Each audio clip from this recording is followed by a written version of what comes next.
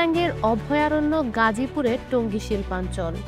২১টি বস্তির প্রতিটিতেই সক্রিয় একাধিক গ্যাং, যারা প্রতিনিয়ত স্থানীয়দের উপর চালাচ্ছে হামলা, ছিনতাই, চাঁদাবাজি আর ডাকাতি সেখানে নিত্যদিনের ঘটনা। নগরবাসীর অভিযোগ, কোনো তৎপরতা নেই আইন শৃঙ্খলা বাহিনীর। তাদের কর্মকাণ্ড দেখে মনে হবে ঠিক যেন কোনো সিনেমার শুটিং। দেশীয় অস্ত্র হাতে হামলা চালাচ্ছে একদল কিশোর, যাকে সামনে পাচ্ছে তাকেই চলছে কোপানোর চেষ্টা। এমন ঘটনা টঙ্গীর শিল্পাঞ্চলে এখন নিত্যদিনের কাহিনী। টঙ্গী এখন যেন ছিনতাই, চাঁদাবাজি এবং ডাকাতি চক্রের অভয়ারণ্য।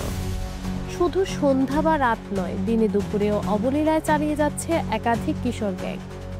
বাধা দিতে গেলে পড়তে হয় গ্যাং সদস্যদের রোষানলে।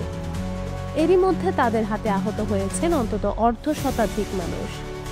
শুধু সাধারণ মানুষই নয়, আইন শৃঙ্খলা বাহিনীর সদস্যদের উপরও চড়াও হতে পিছপা হয় না এসব গ্যাং।